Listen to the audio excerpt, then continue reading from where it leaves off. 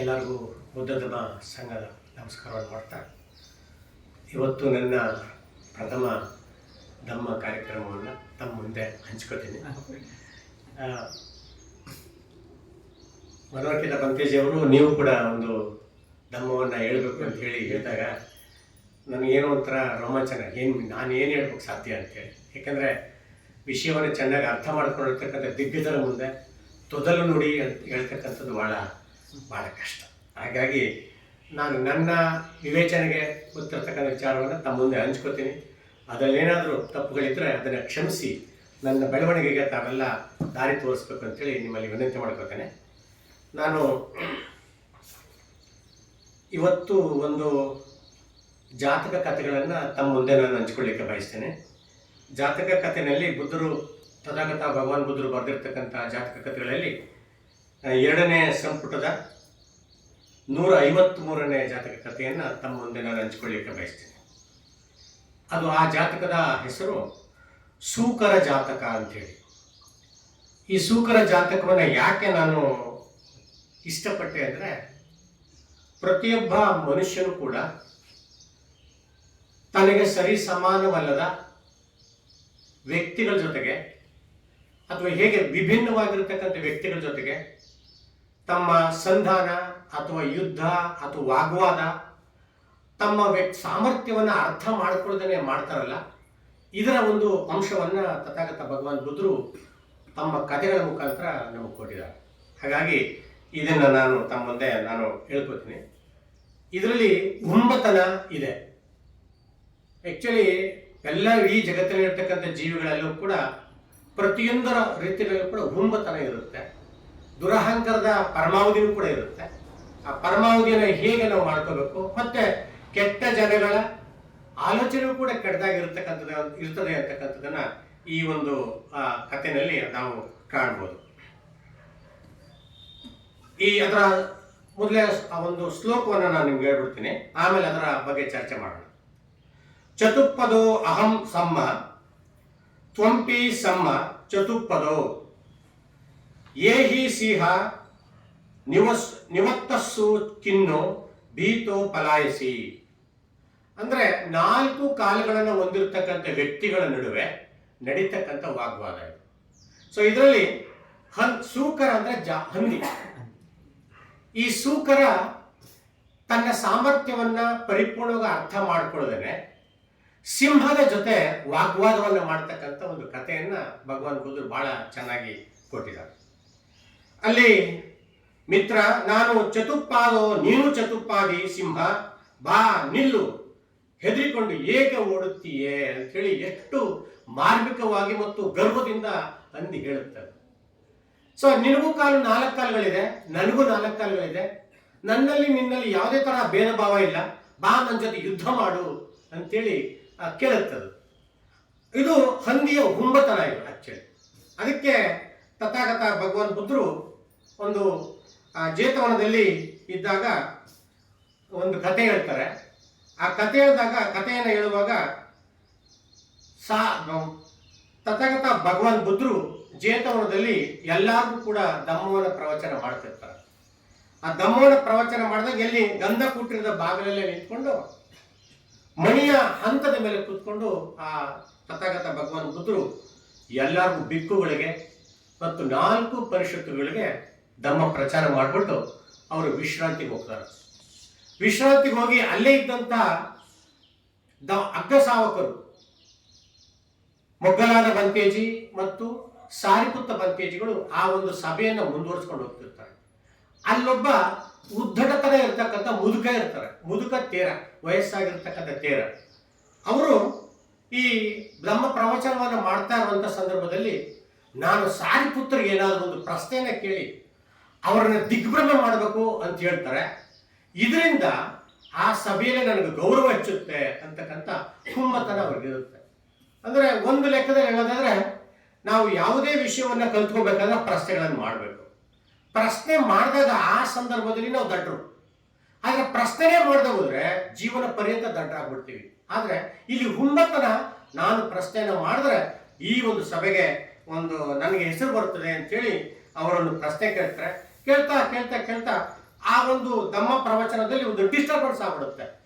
ಆ ಡಿಸ್ಟರ್ಬೆನ್ಸ್ ಆದಾಗ ಅಲ್ಲಿ ಒಬ್ರು ಇರ್ತಾರೆ, ಈ ಮುದುಕನಿಗೆ ನಾವು ಧಮ್ಮವನ್ನ, ದಯವಾದಂತಹ ಸುಂದರವಾದಂತಹ ಧಮ್ಮವನ್ನ ಕೇಳಕ್ ಆಗದೇನೆ ಇನ್ನು ಸಭೆಯನ್ನ ಅಲ್ಲೋಲ ಕಲ್ಲಲ್ಲ ಮಾಡ್ಬಿಡ್ತಲ್ಲ ಅಂತೇಳಿ ಬಹಳ ಸಿಟ್ಟು ಬಂದ್ಬಿಡುತ್ತೆ. ಹಂಗಂದಾಗ ಅವನು ಎದುರ್ಕೊಂಡು ಆ ಪೀಠವನ್ನು ಬಿಟ್ಟು ಉಳಿದು ಓಡ್ತಿರ್ತಾರೆ ಆ ತೇರ, ಮುದುಕ ತೇರ. ಆಗ ಹೋಗುವಂತ ಸಂದರ್ಭದಲ್ಲಿ ಓಡ್ತಾ ಓಡ್ತಾ ಓಡ್ತಾ ಓಡ್ತಾ ಓಡ್ತಾ ಒಂದು ಮ್ಯಾನ್ ಹೋಲ್ ಓಪನ್ ಆಗಿರ್ತದೆ, ಅದರೊಳಗೆ ಬಿದ್ದು ಬಿಡ್ತಾರೆ. ಮಲದ ಒಂದು ಮ್ಯಾನ್ ಹೋಲ್ ಇರುತ್ತೆ, ಆ ಮಲದ ಮ್ಯಾನ್ ಹೋಲ್ಗೆ ಬಿದ್ದೋಗ್ಬಿಡ್ತಾರೆ. ಆ ಬಿದ್ದೋಗ್ಬಿಟ್ಟಾಗ ಮತ್ತೆ ಆ ಒಂದು ಅಸಹ್ಯವಾಗಿರ್ತಕ್ಕಂಥದ್ದನ್ನು ನೋಡಿ ಎಲ್ಲ ವಾಪಸ್ ಬಂದ್ಬಿಡ್ತಾರೆ. ವಾಪಸ್ ಬಂದಾಗ ಭಗವಾನ್ ಬುದ್ಧರ ಹತ್ರ ಬರ್ತಾರೆ. ಯಾಕೆ ಇಷ್ಟೊತ್ತಲ್ಲಿ ಬಂದ್ರಿ ನೀವು ಅಂತ ಕೇಳಿದಾಗ ಎಲ್ಲ ಕಥೆಗಳನ್ನು ಹೇಳ್ತಾರೆ. ಈ ಥರ ಆಗೋಯ್ತು, ಈ ಥರ ಆಯಿತು ಅಂತೇಳಿ ಅವ್ರು ಹೇಳ್ತಾರೆ. ಇದು ಹೊಸದೇನಲ್ಲ, ಹಿಂದೆ ಕೂಡ ಇದೇ ಥರ ನಾನು ಮಾಡಿದ್ದ ಅಂತೇಳಿ ಅವರು ಹಿಂದಿನ ಕಥೆಯನ್ನ ಹೇಳ್ತಾರೆ. ಇದೇ ಭಗವಾನ್ ಬುದ್ಧರು ಬ್ರಹ್ಮದತ್ತ ವಾರಣಾಸಿಯಲ್ಲಿ ಆ ವಾರಣಾಸಿಯನ್ನು ಆಳ್ತಾ ಇದ್ದಂಥ ಸಂದರ್ಭದಲ್ಲಿ ಇದೇ ಭಗವಾನ್ ಬುದ್ಧರು ಸಿಂಹವಾಗಿ ಹುಟ್ಟಿ ಹಿಮಾಲಯ ಪರ್ವತದ ಗುಹೆಯಲ್ಲಿ ವಾಸ ಮಾಡ್ತಿರ್ತಾರೆ. ಆ ಹಿಮಾಲಯದ ಪರ್ವತ ಗುಹೆ ಪಕ್ಕದಲ್ಲೇ ಒಂದು ದೊಡ್ಡ ಕೊಳ ಇರುತ್ತೆ. ಆ ಕೊಳದ ಪಕ್ಕದಲ್ಲೇ ಒಂದು ಕುಟೀರ ಇರ್ತದೆ, ಬೆಕ್ಕುಗಳು ವಾಸ ಮಾಡ್ತಕ್ಕಂಥ ಕುಟೀರ. ಹಾಗೆ ಆ ಕೊಳಕ್ಕೆ ಹಂದಿಗಳು, ಆ ಕೊಳದ ಸುತ್ತಲೂ ಕೂಡ ಹಂದಿಗಳು ಕೂಡ ಎಲ್ಲ ಜೀವನ ಮಾಡ್ತಿರ್ತಾರೆ. ಆ ಜೀವನ ಮಾಡ್ತಿದ್ದಂಥ ಸಂದರ್ಭದಲ್ಲಿ ಆ ಸಿಂಹ ಯಾವುದೊಂದು ದೊಡ್ಡ ಬೇಟೆ ನಾಡಿ ಚೆನ್ನಾಗಿ ತಿಂದು ಕೊಬ್ಬಿನಿಂದ ಬಂದು ನೀರು ಕುಡಿಬೇಕು ಅಂತ ಬರುತ್ತೆ. ಆ ನೀರು ಕುಡಿಬೇಕು ಅಂತ ಬಂದಾಗ ಅಲ್ಲೇ ಹಂದಿ, ಬಹಳ ದಡುತಿಯಾಗಿರ್ತಕ್ಕಂಥ ಹಂದಿ ಅಲ್ಲಿ ನಿಂತಿರುತ್ತೆ. ಆ ಹಂದಿ ನಿಂತಿರುತ್ತೆ, ಮೇಯ್ತಾ ಇರ್ತದೆ. ಆ ಸಿಂಹ ನೀರು ಕುಡಿಯುವಾಗ ಆ ಸಿಂಹ ಆಲೋಚನೆ ಮಾಡುತ್ತೆ, ಇವತ್ತು ಬೇಡ, ಇನ್ನೊಂದು ದಿನ ಈ ಹಂದಿನ ನಾನು ತಿನ್ಬೋದು, ಇವತ್ತು ಸಾಕಷ್ಟು ಪರಿಪೂರ್ಣ ಹೊಟ್ಟೆ ತುಂಬ ತಿನ್ಬಿಟ್ಟಿದ್ದೀನಿ ನಾನು ಅಂತೇಳಿ ಸುಮ್ಮನೆ ಆಗಿ ನೀರು ಕುಡಿತಾ ಇರುತ್ತೆ. ಇದಕ್ಕೆ ಉಂಬತನ ಹಂದಿಗೆ ಯಾಕೆ ಎದ್ಕೊಂಡು ಹೋಗ್ತಾ ಇದೆಯ, ನಂಜನ ಬಾಯಿ ಯುದ್ಧಕ್ಕೆ ಅಂತೇಳಿ ಈ ಒಂದು ಶ್ಲೋಕವನ್ನ ಹೇಳ್ತದೆ. ಆ ಶ್ಲೋಕವೇ ಚತುಪ್ಪಾದೋ ಅಹಂ ಸಮ್ಮ ತ್ವಂಪಿ ಸಮ್ಮ ಚತುಪ್ಪದೋ ಏಹಿ ಸಿಂಹ ನಿವತ್ತಸ್ಸು ಕಿನ್ನು ಬೀತೋ ಪಲಾಯಿನಿ.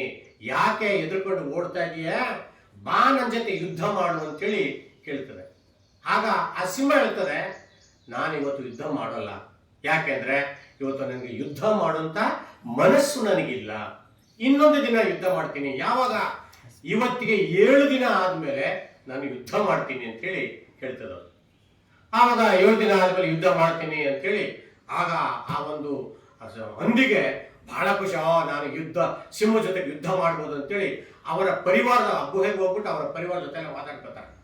ನಾನು ಯುದ್ಧ ಮಾಡ್ಬೋದು, ಸಿಂಹ ಜೊತೆಗೆ ಯುದ್ಧ ಮಾಡ್ತೀನಿ ಅಂತೇಳಿ ಬಹಳ ದುರಹಂಕಾರದಲ್ಲಿ ಮೆರಿತಾ ಇರ್ತದೆ. ಆಗ ಅವ್ರು ಹೋಗಿ ಹೇಳ್ತಾರೆ, ಅವರು ಗುಂಪಿನವ್ರಿಗೆಲ್ಲ ಹೇಳ್ತಾರೆ, ಅಲ್ಲ ವಿವೇಕಿ, ಸಿಂಹದ ಜೊತೆ ಯುದ್ಧ ಮಾಡ್ತಕ್ಕಂಥ ಶಕ್ತಿ ಸಾಮರ್ಥ್ಯ ನಿನಗಿದೆಯಾ?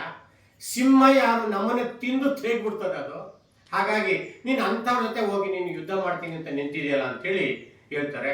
ಅವನು ಏನು ಹೇಳಿದ್ರು ಕೇಳ್ತಾ ಇಲ್ಲ, ನಾನು ಮಾಡೇ ಮಾಡ್ತೀನಿ, ಗೆದ್ದೇ ಗೆಲ್ತೀನಿ ಅಂತೇಳಿ ಹಠ ಮಾಡುತ್ತೆ. ಅವಾಗ ಎಲ್ಲ ಸೇರ್ಕೊಂಡು, ನಿನ್ನಿಂದಾಗಿ ನಮ್ಮ ಪ್ರಾಣಕ್ಕೂ ಕುತ್ತು ತಂದ್ಬಿಡ್ತೀಯ, ನೀನು ಅಜ್ಞಾನಿ ಅವಿವೇಕಿ ತರ ನಮ್ಮನ್ನ ನೀನು ಬಲಿಪಶು ಮಾಡ್ಬಿಡ್ತೀಯ, ಬೇಡ ನೀನು ಅಂತೇಳಿ ಹೇಳ್ತಾರೆ. ಆಗ ಸ್ವಲ್ಪ ಹೆದರಿಕೆ ಬರುತ್ತೆ ಇದಕ್ಕೆ, ಆ ಹಂದಿಗೆ. ಏನ್ ಮಾಡೋದು, ಈಗೆಲ್ಲ ನಾನು ಸಿಂಹನು ಎದುರಿಸ್ಬೇಕಲ್ಲ, ಏನ್ ಮಾಡೋದು? ಆಗ ಅದೇನ್ ಮಾಡುತ್ತೆ, ಸಿಂಹವನ್ನ ನಾನು ಹೇಗಾದ್ರೂ ಮಾಡಿ ಎದುರಿಸ್ಬೇಕಲ್ಲ ಅಂತೇಳಿ ಕೇಳಿದಾಗ ಅವರೆಲ್ಲರೂ ಕೂಡ ಒಂದು ಸಲಹೆ ಕೊಡ್ತಾರೆ. ಏನ್ ಸಲಹೆ ಕೊಡ್ತಾರೆ ನೋಡಿ, ಇವತ್ತಿಂದ ನೀನು ಮಲದ ಗುಂಡಿಯಲ್ಲಿ ಬಿದ್ದು ನೀನು ಇಡೀ ದೇಹವನ್ನ ಪಚ್ಚ ಮಾಡ್ಕೊಬಿಡು, ಒಣಗಿಸ್ಕೊಬಿಡು. ಪ್ರತಿದಿನ ಮಲದ ಗುಂಡಿಯಲ್ಲಿ ಬಿಡು, ಒಣಗಿಸ್ಕೊಬಿಡು, ಮಲದ ಗುಂಡಿಯಲ್ಲಿ ಬಿಡು, ಒಣಗಿಸ್ಕೊಬಿಡು. ಒಣಗಿಸ್ಕೊಂಡು ಕೊನೆ ದಿನ 7ನೇ ದಿನಕ್ಕೆ ಯುದ್ಧಕ್ಕೆ ಬರ್ತಾರಲ್ಲ, ಆವಾಗ ಹಿಮದಲ್ಲಿ ನೆನೆದು ಗಾಳಿಯ ಎದುರುಗಡೆ ನೀನು ನಿಂತ್ಕೊಬಿಡು, ಗಾಳಿ ಬರುವಂತ ಬೀಸಕ್ಕೆ ಎದುರುಗಡೆ ನಿಂತ್ಕೊಬಿಡು. ಆ ಸಿಂಹ ಬರ್ತದೆ, ನಿನ್ನ ವಾಸನೆಯನ್ನ ನೋಡಿ ಸಿಂಹ ನಿನ್ನ ಜೊತೆ ಯುದ್ಧ ಮಾಡಲ್ಲ ಅಂತೇಳಿ ಒಂದು ಸಲಹೆ. ಕರೆಕ್ಟ್, ಒಳ್ಳೆ ಸಲಹೆ ಕೊಟ್ಟು ನನಗೆ ಅನುಕೂಲ ಆಯ್ತು ಅಂತೇಳಿ ಅದು ಪ್ಲಾನ್ ಮಾಡುತ್ತೆ. ಸೊ ಪ್ಲಾನ್ ಮಾಡಿದಾಗ ಆಯ್ತು, ಮಾಡ್ತಾ ಪ್ಲಾನ್ ಮಾಡಿ ಸರಿ, ಅಷ್ಟೆಲ್ಲ ಆಯಿತು. ಯುದ್ಧಕ್ಕೆ ಬಂದಾಗ ಅದು ಚೆನ್ನಾಗಿ ಮಲದ ಗುಂಡಿಯಲ್ಲಿ ಬಿದ್ದು ಎಲ್ಲ ಗಬ್ಬು ವಾಸ್ತೆ. ಆದರೆ ಸಿಂಹ ಸಾಮಾನ್ಯ ನೈರ್ಮಲ್ಯವನ್ನು ಬಯಸುತ್ತೆ, ಶುಚಿಯಾಗಿರ್ಲಿಕ್ಕೆ ಬಯಸುತ್ತೆ. ಆದರೆ ಹಂದಿ ತನ್ನ ವ್ಯಕ್ತಿತ್ವವೇ ಹಂದಿ ಗುಣ, ಅದರ ಮನಸ್ಸಲ್ಲೂ ಹಂದಿ ಗುಣ. ಅಂದರೆ ಇದರಲ್ಲಿ ಒಂದು ಮಾತು ತಾವು ಗಮನಿಸ್ಕೋಬೇಕು, ದುರ್ಜನರಿಗೆ ಯಾವತ್ತೂ ದುರ್ಗುಣಗಳೇ. ಏನೇ ಪ್ರಯತ್ನ ಮಾಡಿದ್ರು ಕೂಡ ಅವರ ಸದ್ಗುಣಗಳ ಮಾಡೋಕ್ಕಾಗಲ್ಲ. ಬಟ್ ಸದ್ಗುಣ ಆಗ್ಬೋದು, ಯಾಕಂದ್ರೆ ತಥಾಗತ ಭಗವಾನ್ ಬುದ್ಧರು ಅಂತಹ ಅಂಗುಲಿ ಮಾಲನೆ ಬದಲಾವಣೆ ಮಾಡ್ಯಾರ. ಕುವೆಂಪುವನ್ನು ಹೇಳ್ತಾರೆ, ಪಾಪಿಗೂ ಉದ್ಧಾರವಿಹುದು ಈ ಸೃಷ್ಟಿಯ ಬೃಹತ್ ಲೋಕದೊಳಗೆ ಅಂತ ಹೇಳಿದ್ದಾರೆ.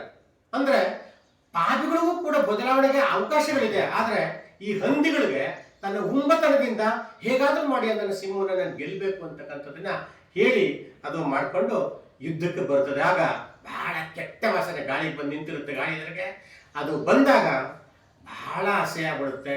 ಅಯ್ಯೋ ಸೂಕರ, ಈ ಕೆಟ್ಟ ವಾಸನೆ ನಿನ್ನ ಮೈ ಮೇಲೆಲ್ಲ ಮೆತ್ಕೊಂಡಿದೆ, ನಿನ್ನನ್ನು ಹತ್ರಕ್ಕೆ ಬರೋಕ್ಕೂ ಅಸಹ್ಯ ಆಗ್ತದೆ, ನಿನ್ನನ್ನು ನಾನು ಹೇಗೆ ಯುದ್ಧ ಮಾಡಲಿ ಅಂತೇಳಿ ಕೇಳ್ತದಾಗ, ನಿನ್ನ ಜೊತೆ ಯುದ್ಧ ಮಾಡಿದ್ರೆ ನನ್ನ ಮೈ ಕೂಡ ಅಸಹ್ಯ ಆಗ್ತದೆ. ಎಷ್ಟು ಚೆನ್ನಾಗಿ ಹೇಳ್ತಾರೆ ನೋಡಿ. ಸೊ ಹಾಗಾಗಿ ನಿನ್ನ ಹತ್ರಕ್ಕೂ ಬರೋಕ್ಕೂ ನನಗೆ ಅಸಹ್ಯ ಆಗ್ತದೆ, ಹಾಗಾಗಿ ನಾನು ನಿನ್ನ ಜೊತೆ ಯುದ್ಧ ಮಾಡಲ್ಲ, ನೀನೇ ಗೆದ್ದೆ ಅಂತೇಳಿ ಡಿಕ್ಲೇರ್ ಮಾಡ್ಬೋದು. ಅಂದ್ರೆ ಎಷ್ಟರ ಮಟ್ಟಿಗೆ ಇಲ್ಲಿ ಬಹಳ ಚೆನ್ನಾಗಿ ಹೇಳ್ತಾರೆ ಅಂದ್ರೆ, ಅಶುಚಿ ಪೂತಿರೋ ಮೇಸಿ ದುಗ್ಗಂಧ ವಾಸಿಸೂಕರ ಸಜೆ ಯುಜ್ಜಿತೋ ಕಾಮೋಶಿ ಜಯಂ ಸಮ್ಮ ವಧಾಮಿತೆ. ಅಂದ್ರೆ ಇಷ್ಟು ಕೆಟ್ಟದಾಗಿದೆಯೇ, ನಿನ್ ಜೊತೆ ನಾನು ಯಾವುದೇ ಕಾರಣಕ್ಕೂ ಯುದ್ಧ ಮಾಡಕ್ ಬರಲ್ಲ, ಹತ್ರಕ್ಕೂ ಬರಲ್ಲ, ಮುಟ್ಟಕ್ಕೂ ಬರಲ್ಲ ನಾನು, ಹಾಗಾಗಿ ನೀನೇ ಗೆದ್ದೆ ಅಂತೇಳಿ ಅದು ಡಿಕ್ಲೇರ್ ಮಾಡ್ಬಿಡುತ್ತೆ. ಆಗ ನಾನು ಗೆದ್ದೆ ಅಂತೇಳಿ ಬಹಳ ಹುಮ್ಮತನದಿಂದ ಅವರ ಸಮುದಾಯಕ್ಕೆ ಬಂದು ಹೇಳ್ಕೊಳ್ಳುತ್ತೆ, ನಾನು ಬಹಳ ಚೆನ್ನಾಗಿ ಸಿಂಹವನ್ನೇ ಸೋಲಿಸ್ಬಿಟ್ಟೆ, ಸಿಂಹನೇ ಡಿಕ್ಲೇರ್ ಮಾಡ್ಬಿಡ್ತೆ ನಾನು ಗೆದ್ದೆ ಅಂತೇಳಿ ಬರ್ತಾರೆ.